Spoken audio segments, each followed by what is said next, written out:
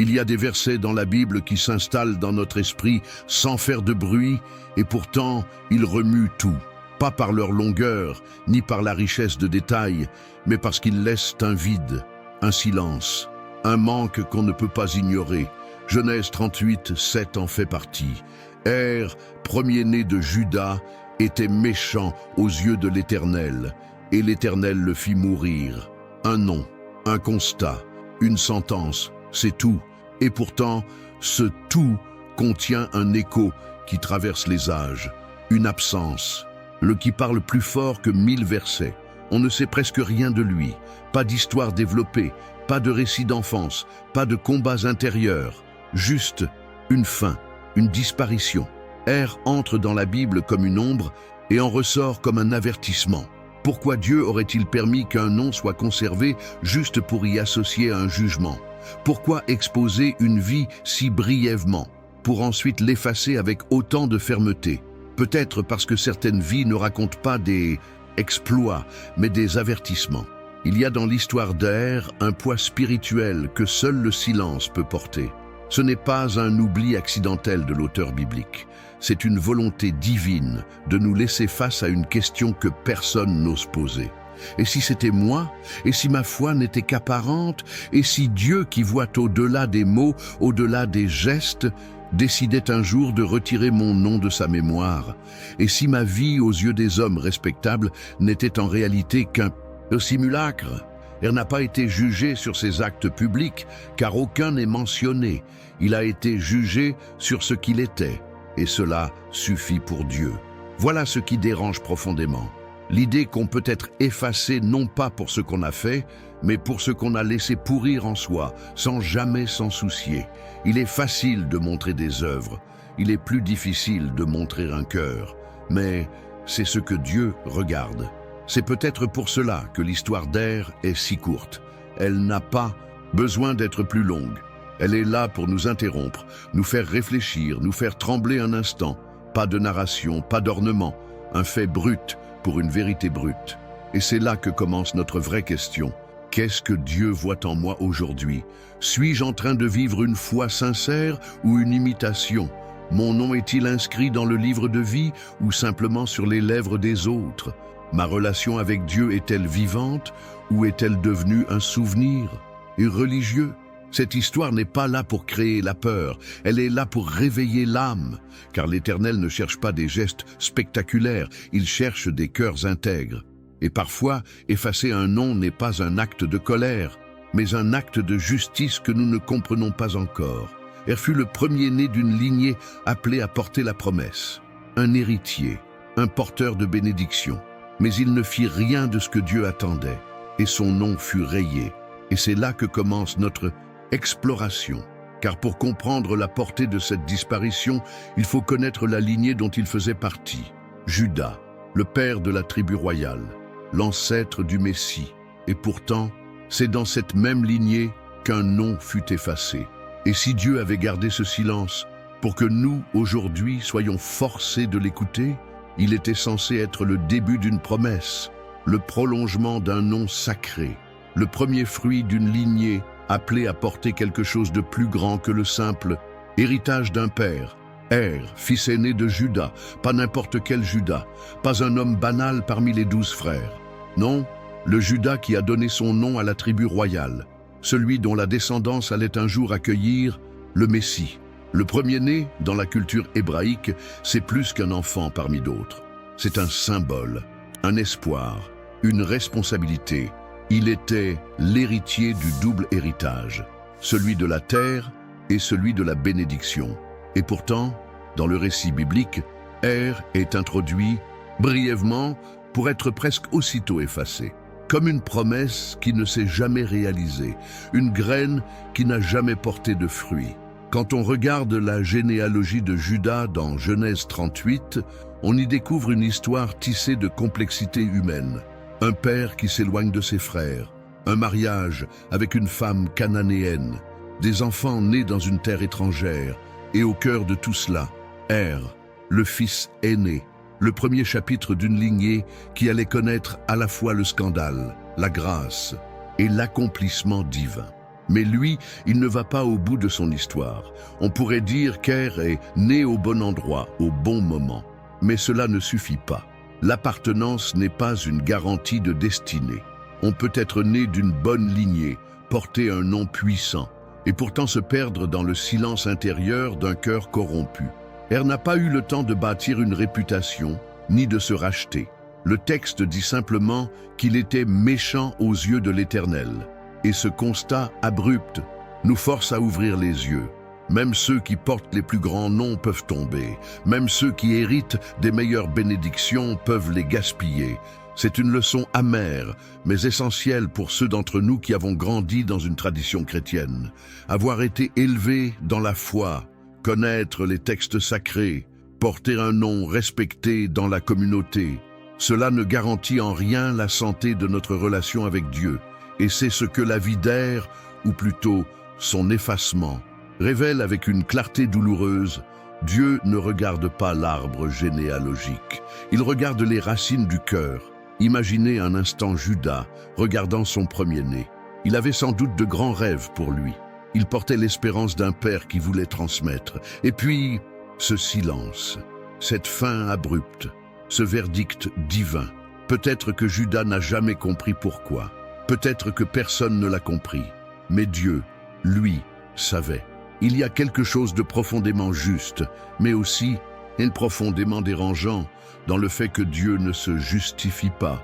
Il ne nous doit pas d'explication, mais ce qu'il fait, il le fait toujours avec une vision parfaite. Et s'il a jugé Er digne de mort, alors ce n'était pas une décision légère, ce n'était pas une erreur divine, c'était un avertissement céleste. Er nous montre que l'on peut porter le privilège sans porter la présence. On peut être positionné sans être préparé. On peut hériter sans jamais honorer. Et dans le regard de Dieu, cela fait toute la différence. Pour le peuple hébreu, l'histoire de Judas aurait dû être un chemin de gloire, mais ce chemin commence par un tombeau, celui de son propre fils. Et parfois, dans nos propres histoires, le début est marqué non par l'espoir, mais par la perte. Dieu ne construit pas toujours à partir de ce qui est beau. Parfois, il commence là où tout semble brisé. C'est ce qui rend cette histoire si précieuse. Elle ne parle pas seulement d'un homme qui a échoué. Elle parle d'un Dieu qui continue son œuvre malgré nos effondrements. Et ce mystère devient encore plus saisissant quand on regarde la suite. Car le nom d'Er fut effacé. Mais la promesse de Dieu, elle, a survécu. Non pas à travers lui, mais malgré lui. Et c'est cette tension entre justice et grâce que nous allons explorer au prochain chapitre. Avant d'y arriver, posons-nous une question sincère. Et moi, suis-je le fils d'une promesse que je suis en train de dilapider? Nous avons lu le verset, nous l'avons entendu. Et pourtant, quelque chose en nous résiste encore. Il était mauvais aux yeux de l'Éternel, et l'Éternel le fit mourir. Genèse 38, 7. Mais pourquoi? Pourquoi Dieu n'a-t-il rien expliqué? Pourquoi aucun détail, aucun acte, aucune faute claire? Pourquoi cette sentence radicale, sans procès, sans avertissement visible? Nous cherchons des réponses. Mais Dieu, parfois, choisit de ne pas répondre. Et ce silence-là est encore plus lourd que n'importe quelle parole. Dans nos esprits humains, il y a cette attente naturelle que toute punition soit justifiée et que toute justice divine soit compréhensible. Mais Dieu n'est pas obligé de se conformer à notre logique. Il ne juge pas selon ce que l'homme voit. Il ne regarde ni l'apparence, ni le palmarès spirituel. Il sonde le cœur, et ce qu'il y découvre peut être suffisant pour ôter un nom du livre de la vie. La Bible ne nous dit pas ce qu'Er a fait, et cela devrait nous troubler, parce que cela signifie que ce qu'il était suffisait, sans que personne d'autre ne le voie, sans témoin, sans scandale public, seulement le regard de Dieu. C'est ici que nous entrons dans une zone spirituelle que peu de croyants osent explorer. La possibilité que des choses invisibles aux hommes soient pourtant intolérables aux yeux de Dieu. Des pensées jamais exprimées, des intentions camouflées, des compromis intérieurs, banalisés au point de devenir normaux. Er n'était peut-être pas un meurtrier, ni un idolâtre, ni même un homme violent. mais il y avait quelque chose en lui, peut-être dans son caractère, son orgueil, son hypocrisie, qui était incompatible avec la sainteté divine. Et Dieu, qui connaît tout, a vu. Cela nous rappelle une vérité dure mais salvatrice. Dieu ne juge pas seulement nos actions visibles, il pèse les secrets de l'âme, car l'Éternel ne considère pas ce que l'homme considère.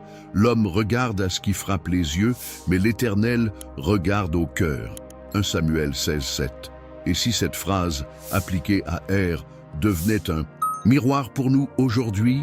Et si Dieu regardait maintenant ce qui habite mes pensées, mon attitude quand personne ne me regarde, mes jugements silencieux, mes pactes intérieurs avec la facilité, l'orgueil ou la rancune? Ce chapitre ne parle pas seulement de la sévérité divine, il parle de la profondeur de son regard, un regard qui traverse le vernis religieux, qui dépasse les prières bien formulées, qui ignore les apparences construites. Et cela nous oblige à nous interroger avec honnêteté. Est-ce que je vis une vie qui semble juste ou une vie réellement transformée? Est-ce que je suis en train de plaire aux autres ou à Dieu? Et nous confronte à la vérité que le mal peut exister dans le silence, dans l'intimité du cœur, loin des projecteurs, mais non loin de Dieu. Et ce mal-là, Dieu ne le tolère pas. Nous aimons l'idée d'un Dieu patient, miséricordieux, plein de grâce. Et il l'est, sans aucun doute. Mais il y a des moments, dans l'histoire biblique, où Dieu agit avec une justice immédiate, non pas par cruauté, mais parce que son standard de sainteté est absolu. Ananias et Saphira mentent sur une offrande. Ils tombent morts. Uza touche l'arche de l'Alliance sans être autorisé. Il tombe mort. Er, premier-né d'une lignée précieuse, est déclaré mauvais, et Dieu le fait mourir. Dans tous ces cas, l'invisibilité du péché ne l'a pas rendu acceptable. Et cela nous enseigne ceci. Le danger n'est pas toujours ce que l'on fait, mais ce que l'on tolère en nous, en se disant « ce n'est pas si grave, personne ne le saura, je suis encore jeune dans la foi, Dieu comprendra ». Mais parfois, Dieu ne comprend pas, parce qu'il est saint, et que sa sainteté n'a pas de zone grise. Ce chapitre peut sembler dur, mais il est nécessaire, parce que trop de croyants vivent avec l'illusion que Dieu ferme les yeux sur certaines choses. Er nous prouve le contraire. Ce n'est pas pour nous effrayer que ce texte existe, mais pour nous réveiller, pour nous sortir de la complaisance, pour nous rappeler que la relation avec Dieu n'est pas un théâtre, c'est une vérité nue. Alors, que voit Dieu en moi aujourd'hui? Et si la lumière de son regard se posait sur les coins sombres de mon âme, qu'y trouverait-il? Des blessures, des secrets, des résistances, des péchés que j'ai appris à justifier? Dieu ne cherche pas des vies parfaites, mais il cherche des cœurs entiers, sincères, qui ne lui cachent rien. Le mystère du jugement d'Er est un miroir, un appel à l'introspection, un avertissement silencieux, mais plein d'amour, car tout ce que Dieu révèle, c'est pour sauver. Et si nous acceptons ce regard divin aujourd'hui, si nous ouvrons nos recoins secrets à la lumière, alors il n'est pas trop tard. Mais attention, le mal toléré devient rapidement un mal installé, et ce qui n'est pas confronté aujourd'hui pourrait bien être jugé demain. Et maintenant que nous avons compris ce que Dieu a vu en Er, nous pouvons commencer à regarder notre propre foi à travers ce regard-là, non plus comme des spectateurs, mais comme des fils et filles appelés à vivre vraiment pour Dieu. Il y a des jours où tout semble aligné, les paroles sont justes, les gestes sont appropriés, les sourires, les dieux te bénissent, les versets partagés sur les réseaux sociaux, tout y est. Et pourtant, au fond, quelque chose sonne faux, un vide silencieux, une dissonance invisible entre ce que l'on montre et ce que l'on vit. C'est cela, l'illusion de la piété. Er n'a pas été condamné pour ce qu'il a fait en public, il n'a pas laissé de scandale. Mais Dieu a vu quelque chose derrière ce qui semblait correct, et cette façade, qu'elle ait été consciente ou non, n'a pas tenu face au regard divin. Il y a un danger réel, surtout pour ceux qui marchent depuis longtemps avec Dieu, celui de remplacer la transformation intérieure par la bonne image extérieure. On ne vit plus pour Dieu, on vit pour l'idée qu'on se fait de Dieu, ou pire, pour ce que les autres pensent de notre foi. Jésus a confronté ce même mal, bien plus tard, lorsqu'il s'est adressé aux pharisiens. Malheur à vous, scribes et pharisiens hypocrites, parce que vous ressemblez à des sépulcres blanchis, qui paraissent beaux au dehors et qui, au dedans, sont pleins d'ossements de mort et de toute espèce d'impureté. Et cela pourrait bien décrire certains croyants d'aujourd'hui. L'hypocrisie n'est pas toujours intentionnelle. Parfois, c'est une dérive douce, un glissement lent, presque imperceptible, où l'on se met à agir selon les attentes des autres. Matthieu 23, 27. C'est violent, inconfortable, mais c'est juste, et non plus selon la vérité de Dieu. On apprend à bien prier en public. On sait comment parler dans une réunion. On connaît les versets qui touchent. On a même des anecdotes spirituelles à raconter. Mais pendant ce temps, le cœur ne bouge plus. Et voici le danger. Dieu ne se laisse pas tromper. Il ne regarde pas le nombre de nos engagements, ni la régularité de notre présence au culte, ni la beauté de nos publications chrétiennes. Il regarde le feu intérieur, celui qui ne se voit pas, celui qui consume ou s'éteint. L'illusion de la piété est confortable, car elle nous permet de nous rassurer. Elle nous donne un masque, un rôle, un statut, mais elle nous éloigne de l'essentiel, une relation vraie, honnête, brute avec Dieu. Pensez à un fruit brillant, bien rond, posé sur une table. Son apparence donne envie. Il semble juteux, parfait. Mais lorsqu'on le coupe, il est vide, pourri de l'intérieur. La piété sans cœur, c'est exactement ça. Une foi qui impressionne les hommes, mais qui dégoûte le ciel.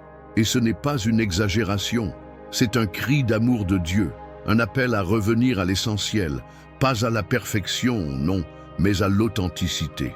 Et nous pousse à nous demander, ma foi est-elle un manteau que je porte ou une flamme qui me brûle?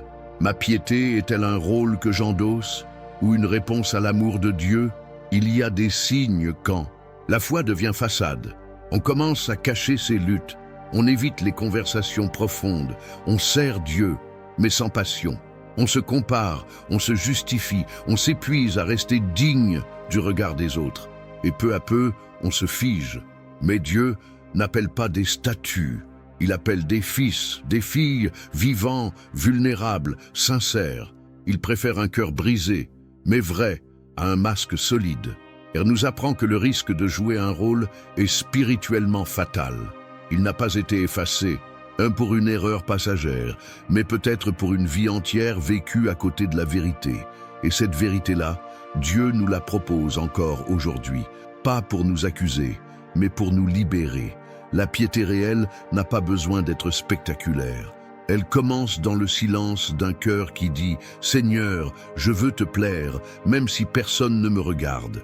Et peut-être que ce que Dieu attend de nous aujourd'hui, ce n'est pas un acte héroïque, ni un exploit spirituel, mais un moment de vérité, où l'on laisse tomber les apparences, où l'on s'approche de lui sans artifice.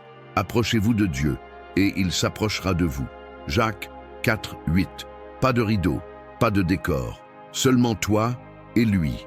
Elle n'a pas eu ce moment, mais toi, tu l'as.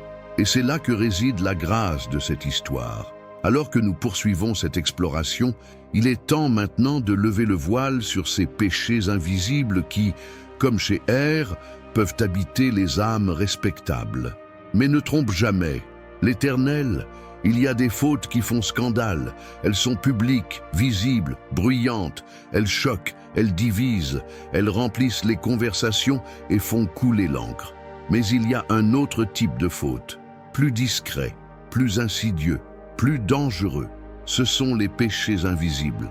Ils ne font pas de bruit, ils ne s'affichent pas sur les réseaux sociaux, ils ne provoquent pas d'indignation publique, ils s'installent dans le cœur et y prospèrent en silence. Ce sont eux que Dieu a vus en Er, car l'Éternel n'a pas attendu une crise, un éclat ou un scandale, il a observé le cœur, et ce qu'il y a trouvé était suffisant pour prononcer un jugement. Nous pensons souvent que les péchés graves sont ceux qui détruisent la vie des autres. Mais la Bible montre que certains des péchés les plus intolérables aux yeux de Dieu ne sont pas ceux qui choquent l'homme, mais ceux qui trahissent sa sainteté. Pensez à Ananias et Saphira. Leur faute, un mensonge bien maquillé, une demi-vérité. Ils auraient pu justifier leurs gestes. Après tout, c'est leur argent.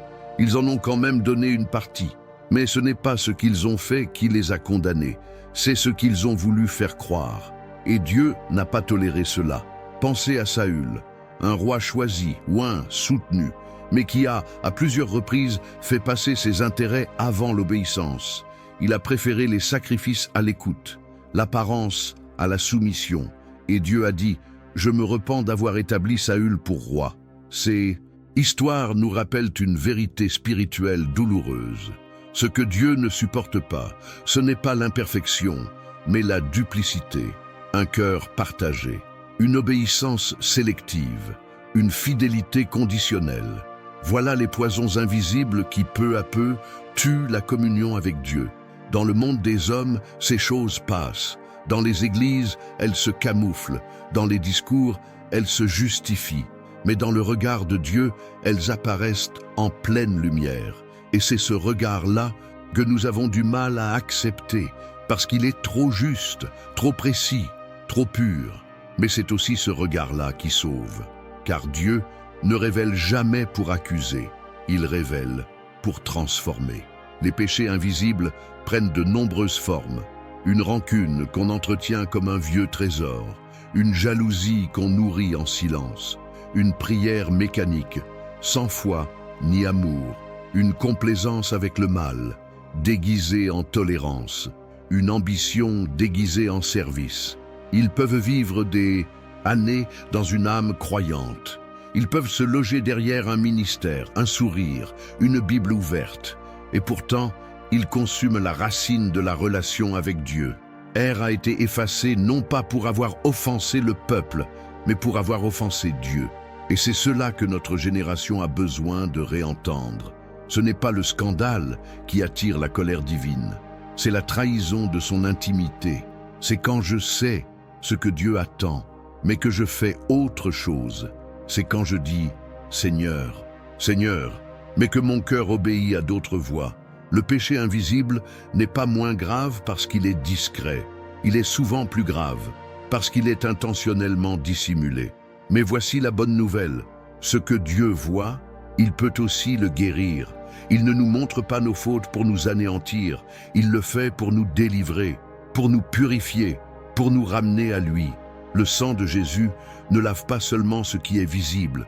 Il nettoie les coins cachés, les recoins et profonds, les nœuds qu'on a oubliés, mais que Dieu n'a jamais cessé de voir. Alors aujourd'hui, si tu entends sa voix, ne fuis pas, n'explique pas, n'habille pas ton péché, expose-le. Dis-lui simplement, « Seigneur, je sais que tu vois, alors je n'ai plus rien à cacher. » Er n'a jamais eu ce moment. Mais nous l'avons encore. Et c'est maintenant que tout peut changer.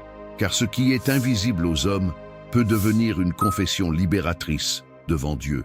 Et maintenant que nous avons exposé les ombres, nous pouvons entrer dans une lumière encore plus inconfortable, mais essentielle, la justice de Dieu.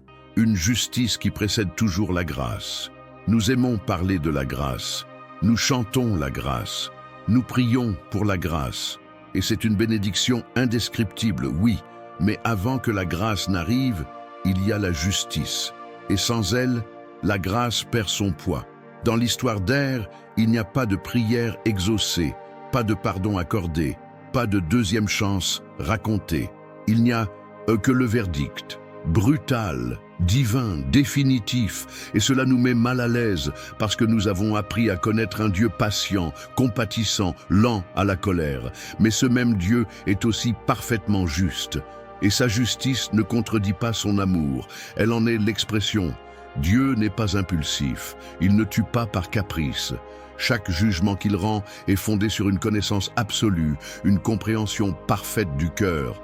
Et s'il a mis fin à la vie d'Er, c'est qu'il n'y avait rien en lui à racheter. C'est une pensée lourde, presque insupportable, mais elle nous révèle une vérité que notre époque a tendance à diluer. Le Dieu de la Bible est saint, pas seulement bienveillant, pas seulement proche, saint. Et sa sainteté ne tolère pas le mélange, la duplicité, le compromis. La justice divine n'est pas là pour écraser, mais pour délimiter. Elle trace les frontières entre la lumière et les ténèbres. Elle rappelle que tout ne se vaut pas, que tout n'est pas acceptable simplement parce qu'on le ressent ainsi. R a rencontré cette frontière et l'a franchie, et Dieu, fidèle à sa nature, a agi. Aujourd'hui, beaucoup veulent un Dieu de grâce sans la justice, un Père qui pardonne sans jamais corriger, un Sauveur sans seigneurie, mais cela n'existe pas dans les Écritures. La croix elle-même, sommet de la grâce, est d'abord un acte de justice. Le prix du péché y a été payé, quelqu'un est mort, le sang a coulé, pas pour contourner la justice, mais pour l'accomplir parfaitement. Voilà pourquoi comprendre la justice de Dieu est essentiel, parce qu'elle ne détruit pas la grâce, elle lui donne sa profondeur. La justice sans grâce, c'est le désespoir, mais la grâce sans justice, c'est l'illusion. Dans la vie d'Ève, il n'y a pas eu de place pour la miséricorde, non pas parce que Dieu était dur, mais parce qu'Ève était fermée à la transformation, fermée à la vérité, fermée au repentir. Et Dieu, dans sa justice, l'a laissé sortir de l'histoire. Cela semble dur, mais cela nous parle aujourd'hui. Cela nous dit, si tu fermes ton cœur à Dieu, il ne forcera pas la porte. Si tu vis en opposition consciente à sa volonté, un jour, la ligne invisible sera franchie. Mais aujourd'hui, la justice de Dieu crie encore pour t'avertir, pas pour te condamner, pour te ramener. Elle dit, ne te fie pas à ce que les autres voient. Ne te rassure pas avec tes bonnes œuvres. Reviens à moi pendant qu'il est encore temps. Elle n'a pas eu ce moment, mais toi, tu l'as. Et c'est cela qui rend la suite de l'histoire encore plus puissante. Car malgré le nom effacé, la promesse ne fut pas annulée. Dans le chapitre suivant, nous allons voir comment Dieu, même en exerçant sa justice, prépare déjà la grâce. Non pas en contournant le mal, mais en reconstruisant au cœur même du chaos. Il y a des noms qu'on se souvient sans effort.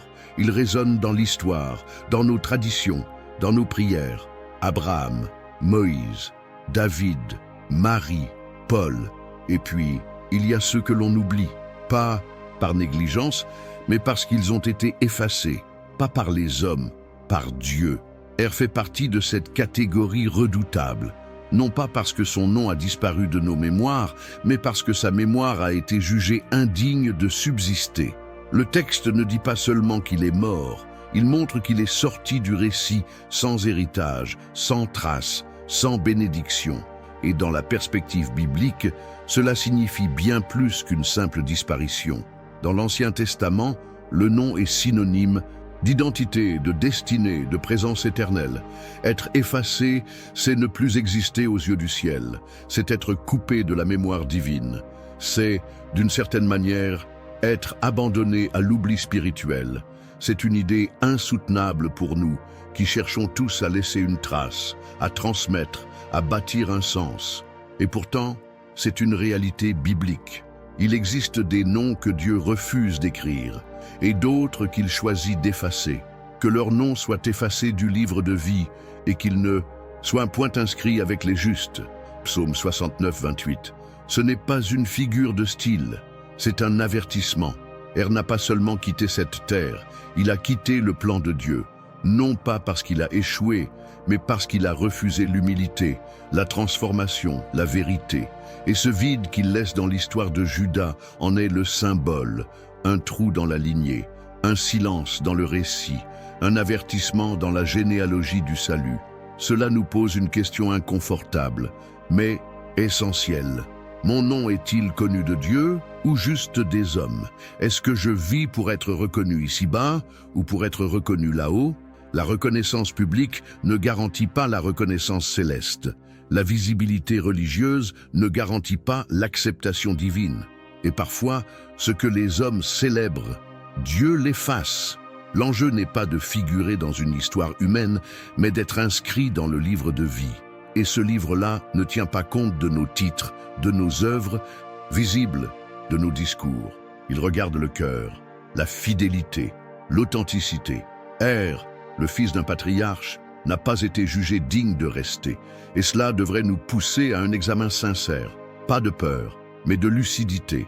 Dieu ne cherche pas à effrayer, mais il parle à travers les silences, les absences, les noms effacés, pour dire « ne vis pas pour la surface, vie pour l'éternité. Car à l'opposé d'Er, il y a ces noms gravés à jamais, ceux qui ont marché dans l'ombre, mais que Dieu n'a jamais oubliés, des femmes sans enfants, des prophètes rejetés, des disciples anonymes. Mais Dieu les a inscrits, et leur mémoire est vivante en lui. Et toi, ton nom, où est-il écrit? Dans la mémoire des autres ou dans le cœur du Père? Elle nous montre ce qu'il en coûte de vivre sans racines en Dieu, une vie brève, sans fruits, sans héritage, une lignée interrompue par l'orgueil, mais qu'un autre reprendra dans un acte de grâce inattendu. Et c'est ce que nous allons découvrir maintenant. À ce stade du voyage, une question émerge. Pas sur Er, pas sur Judas, pas sur l'histoire ancienne, sur moi, sur toi, ton nom, pas celui que les hommes connaissent, pas celui qui figure sur les registres terrestres, mais celui que Dieu cherche dans son livre. Est-il là? Ce n'est pas une question de mérite, ce n'est pas une question d'appartenance à une famille croyante, ce n'est pas une question d'avoir grandi dans une culture chrétienne, c'est une question de relation vivante avec Dieu. Car ce que l'histoire d'Er révèle, c'est que l'appartenance biologique ne sauve pas. Ce n'est pas être né dans la bonne tribu, ni porter le bon nom de famille qui garantit la vie éternelle. C'est être né de nouveau. Ne vous réjouissez pas de ce que les esprits vous sont soumis, mais réjouissez-vous de ce que vos noms sont écrits dans les cieux. Luc 10, 20. Voilà ce qui doit faire battre notre cœur. Pas les exploits visibles, pas les succès terrestres, mais l'assurance d'être connu du ciel. Et cette assurance ne s'achète pas, elle ne se simule pas, elle naît d'une rencontre, d'une transformation intérieure, d'une confession sincère. Le livre de vie n'est pas un recensement religieux. C'est un témoignage vivant de ceux qui ont choisi la lumière. Alors comment savoir? Comment discerner si mon nom est là, inscrit en lettres de feu dans les archives de l'Éternel? Il n'y a pas de formule magique, pas de rituel automatique, mais il y a des signes. 1. Un cœur repentant, non pas parfait, mais sensible, capable de reconnaître ses fautes sans se justifier. 2. Un amour sincère pour Dieu. Pas basé sur les bénédictions reçues, mais sur qui il est. 3. Un désir de plaire à Dieu avant de plaire aux hommes, même si cela coûte, même si cela isole. 4. Une persévérance malgré les chutes, non pas une vie sans faute, mais une vie qui refuse de rester loin de la grâce. Ces signes ne sont pas des diplômes spirituels, ils sont les fruits d'une foi authentique. Er, semble-t-il, n'a jamais porté ces fruits. Il a vécu, il est mort, et son nom s'est éteint. Mais pour toi, pour moi, il est encore temps. Temps de revenir, temps de vérifier, temps de bâtir, non pas sur l'apparence, mais sur la vérité. Imagine un instant le ciel, un livre ouvert, des anges penchés, scrutant les pages sacrées, et ton nom inscrit, non parce que tu es sans faille, mais parce que ton cœur appartient à celui qui pardonne. C'est cela, la promesse de l'Évangile. Pas une vie d'apparence, mais une vie cachée en Christ. Celui qui vaincra sera revêtu de vêtements blancs. Je n'effacerai point son nom du livre de vie, et je confesserai son nom devant mon Père et devant ses anges. Apocalypse 3:5. Cette promesse est offerte à chacun, à toi, aujourd'hui, pas demain, pas quand tu auras corrigé tous tes défauts, pas quand tu te sentiras digne, aujourd'hui. Car c'est aujourd'hui que l'Esprit murmure: ton nom peut être gravé à jamais si tu viens à moi. Ce n'est pas une invitation à la peur, c'est une invitation à la vie. Et peut-être, alors que tu écoutes ces paroles, quelque chose en toi bouge, un désir, un frisson, un espoir. Ne l'étouffe pas. Il est la voix douce de celui qui écrit les histoires éternelles, de celui qui veut inscrire ton nom, non pas à la surface de ce monde, mais dans son royaume. Alors oui, demande-toi, mon nom est-il écrit? Et surtout, suis-je prêt à lui appartenir pleinement aujourd'hui? Car la réponse à cette question déterminera l'éternité. Et maintenant que ce regard est tourné vers nous, voyons les 3 avertissements éternels que la vie d'Er nous laisse comme héritage. La vie d'Er est brève dans les Écritures, presque une parenthèse. Mais cette parenthèse contient une intensité que nous ne pouvons pas ignorer. À travers son histoire silencieuse, Dieu nous laisse 3 avertissements éternels. 3 vérités qui traversent le temps pour parler à nos âmes aujourd'hui. Premier avertissement, Dieu regarde au cœur, pas à l'apparence. Er était premier-né, Er était héritier, Er portait un nom respectable, mais rien de tout cela n'a compté aux yeux de l'Éternel. Ce n'est pas notre rang qui nous sauve, ce n'est pas notre héritage spirituel, ce n'est pas même notre engagement visible. Ce que Dieu évalue, c'est la profondeur invisible de notre relation avec lui. Nous pouvons impressionner les hommes toute notre vie, construire des images pieuses, porter des masques impeccables, mais au final, c'est le regard de Dieu seul qui comptera. Et son regard, lui, ne juge pas ce qui est sous les projecteurs, mais ce qui est murmuré dans le secret du cœur. Deuxième avertissement, le silence de Dieu peut être un jugement. Dans l'histoire d'Er, il n'y a pas d'appel prophétique, pas d'ultimatum, pas de long discours divin, juste un verdict. Cela nous rappelle une vérité que nous aimons oublier. Le silence de Dieu n'est pas toujours un signe d'approbation. Parfois, quand Dieu ne parle plus, c'est qu'il a déjà jugé. Il est crucial de comprendre que l'absence de correction immédiate n'est pas nécessairement de la patience. Parfois, c'est un avertissement final. Quand la conscience s'éteint, quand l'esprit ne reprend plus, quand l'âme ne ressent plus le besoin de se repentir, il est peut-être déjà trop tard pour certains changements. Et cela doit nous pousser à l'humilité, à l'écoute, à l'examen sincère, car il vaut mieux souffrir aujourd'hui d'une correction de Dieu que de sombrer demain dans un silence éternel. Troisième avertissement, une vie peut être effacée avant même d'avoir porté du fruit. Er avait tout devant lui, la jeunesse, le potentiel, la place d'honneur, mais il n'a jamais porté de fruit. Il n'a pas été retiré au sommet de sa gloire, mais avant même que sa mission n'ait commencé. Cela nous enseigne que l'appel ne suffit pas, la promesse ne suffit pas. Seule la fidélité au quotidien fait qu'un appel devient une histoire achevée. On peut être appelé à de grandes choses et ne jamais en voir l'accomplissement parce qu'on refuse de se laisser façonner. La grâce de Dieu est puissante, mais elle n'annule pas notre responsabilité. Chaque jour, chaque choix, chaque pensée sculpte silencieusement notre avenir éternel. Er nous dit, ne néglige pas aujourd'hui sous prétexte que demain t'attend, car demain n'est pas promis. Seule la fidélité d'aujourd'hui prépare l'héritage éternel. Dieu ne récompense pas les intentions, il récompense les fruits. Et sans fruits, même la plus belle promesse peut s'effondrer. Une invitation silencieuse. Ces 3 avertissements ne sont pas une condamnation, ils sont une porte ouverte, un cri d'amour, un appel à se réveiller. Peut-être que certains, en entendant cela, ressentent une peur, mais ce n'est pas la peur qui doit guider, c'est l'espérance. L'espérance qu'il est encore temps de corriger la trajectoire, de revenir au premier amour, de purifier ce qui est souillé, de nourrir ce qui s'est éteint. Dieu ne veut pas effacer ton nom, il veut l'embrasser dans son livre de vie, mais il n'écrira jamais ce que nous refusons de lui offrir. Et ce choix, ce pouvoir sacré, il l'a laissé entre nos mains. Et c'est là que commence la merveille. Même lorsque l'homme échoue, même lorsqu'un nom est effacé, Dieu continue son œuvre. Dans le prochain chapitre, nous verrons comment, même après l'échec d'Er, Dieu a choisi de poursuivre la lignée de la promesse. Parce que sa fidélité ne dépend jamais des failles humaines.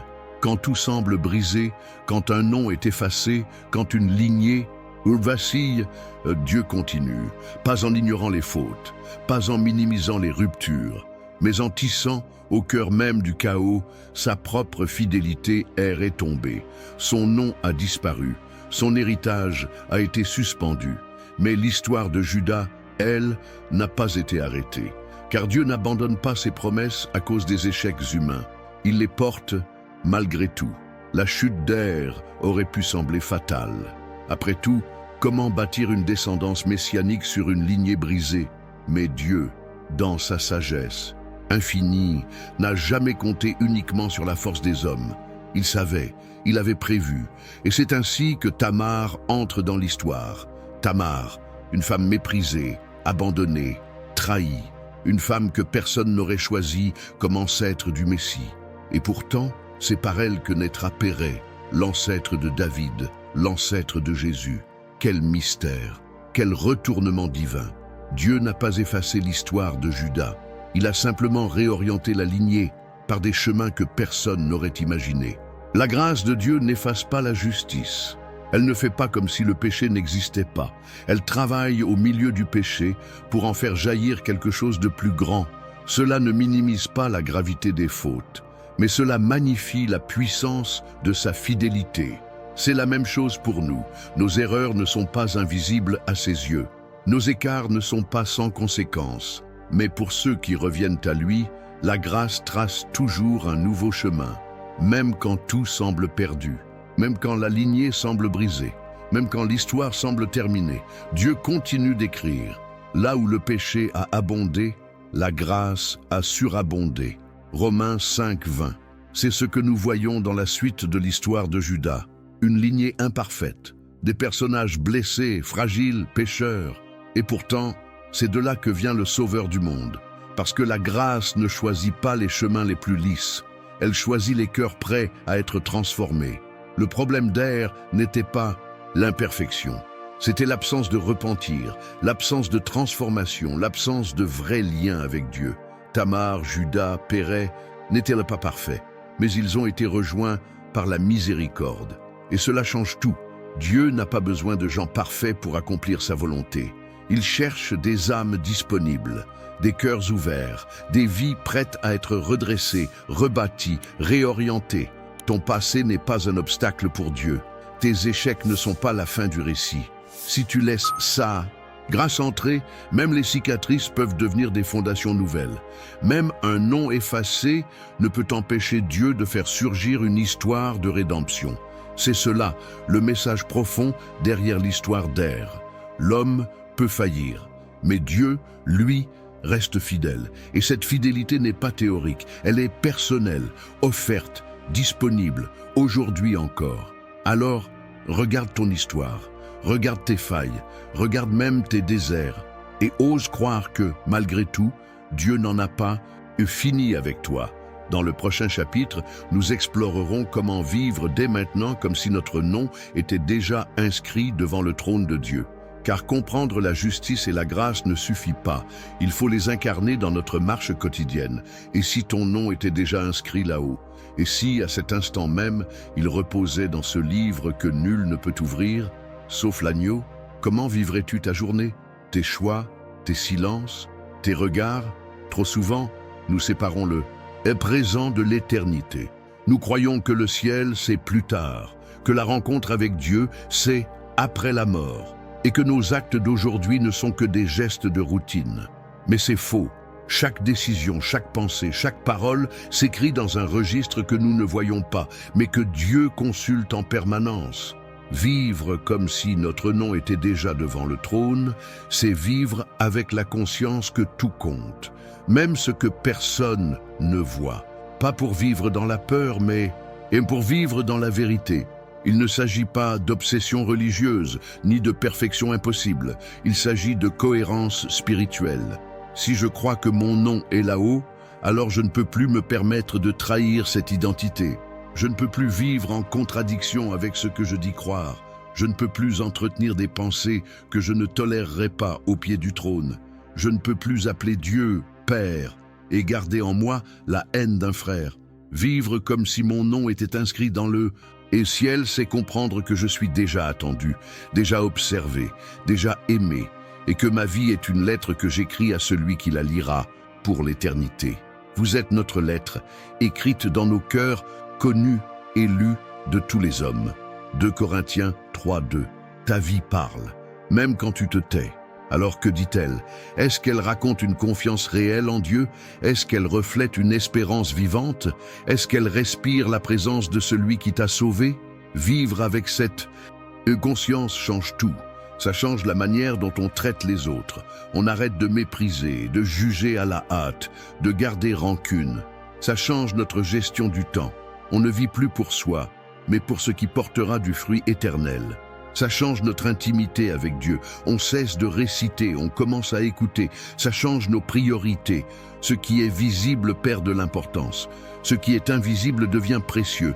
Et tout cela ne se fait pas en un jour, mais cela commence en un instant. Le moment où l'on décide de vivre non plus pour survivre, mais pour plaire à Dieu, pas pour mériter sa grâce, mais pour honorer son amour. Car si je suis vraiment connu de Dieu, alors je ne peux pas continuer à vivre comme si je ne l'étais pas. Imagine-toi devant le trône.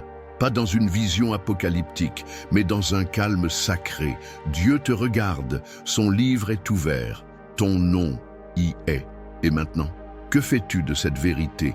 Comment la laisses-tu façonner ton présent? Ce chapitre n'est pas une théorie, c'est une invitation à prier différemment, à parler autrement, à aimer plus profondément, à pardonner plus vite, à servir plus librement, à marcher plus humblement. Pas pour impressionner, mais pour être en paix avec celui qui t'a écrit dans sa mémoire. Ce monde passera, ses logiques, ses idoles, ses triomphes illusoires, mais ce qui est écrit dans le ciel demeurera. Alors vis, non pas pour te faire un nom ici, mais pour honorer celui qui a inscrit le tien là-bas. Et si ce nom n'est pas encore inscrit, ou si tu en doutes, il est encore temps. Dieu ne cherche pas des exploits, il cherche des cœurs vrais. Et si tu lui donnes le tien aujourd'hui, alors ton nom brillera dans le seul registre qui compte vraiment. Et ils seront à moi, dit l'Éternel des armées, ils m'appartiendront au jour que je prépare. Malachie 3, 17. Dans le prochain chapitre, nous poserons une dernière question, celle que chacun redoute, mais que personne ne peut éviter. Et si c'était ton nom?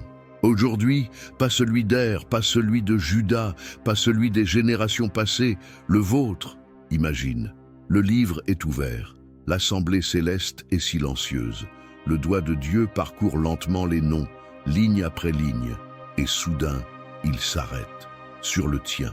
Et si ce moment, ce n'était pas une scène future? Et si c'était maintenant? Et si c'était aujourd'hui que ton nom devait être lu ou ignoré? Ce n'est pas une question théorique. C'est une réalité spirituelle, une urgence tranquille. On vit comme si la mort était lointaine, comme si l'éternité pouvait attendre, comme si le jugement était une affaire collective, floue, distante. Mais en vérité, il n'y a rien de plus personnel. Ton nom, ton histoire, ton cœur, rien ne sera évalué par comparaison, ni justifié par la moyenne, ni mesuré selon les critères du monde. Seulement, toi face à lui. Et à cette question ultime, es-tu à moi? Ton nom est-il en moi? Ce moment, aucun d'entre nous ne pourra l'éviter. Et pourtant, très peu. Eux s'y préparent. On préfère ne pas y penser. On repousse, on rationalise. Mais ce n'est pas la peur qui doit nous pousser à réfléchir. C'est l'amour, c'est la conscience. Car il n'y a rien de plus tragique que de vivre une vie sans jamais savoir pour qui elle était réellement destinée. Et si c'était ton nom aujourd'hui, serait-il effacé ou illuminé? Serait-il accueilli ou ignoré? Dieu ne juge pas à la hâte. Il connaît tout, il pèse tout. Et il attend parfois toute une vie pour qu'un seul cœur dise enfin « Je veux t'appartenir, vraiment ». Ce moment, c'est peut-être maintenant. Et si le silence que tu ressens en ce moment n'est pas vide, mais plein de présence, plein d'appels, plein de grâce. Tu n'as pas besoin d'une cérémonie.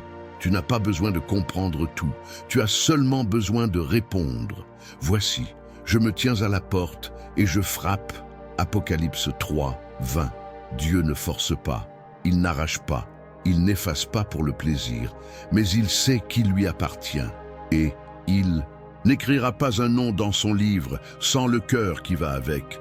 Alors maintenant, dans cette douce tension entre l'éveil et la crainte, entre le passé et l'éternité, entre ton souffle et son silence, réponds, ne tarde pas, ne te justifie pas. Dis-lui simplement, je veux que mon nom soit gravé dans ton cœur. Je ne veux pas être oublié, je ne veux pas faire partie de ceux dont l'histoire s'arrête avant d'avoir commencé. Et si tu vis déjà avec cette paix, alors vis comme quelqu'un qui a déjà un nom dans les cieux, pas par orgueil, mais avec une profonde humilité et une joie qui transforme ta vie. Le nom d'Er a été effacé, mais ton nom peut être élevé, pas inscrit dans la pierre, mais dans l'éternité. Et c'est cela, le miracle de la grâce. Elle ne dépend pas de notre passé, mais de notre réponse. Et toi, quelle est ta réponse aujourd'hui? Dans le dernier chapitre, nous allons rassembler tout ce que cette histoire nous a révélé et découvrir ensemble ce que Dieu cherche, vraiment, non pas des noms parfaits, mais des cœurs vrais.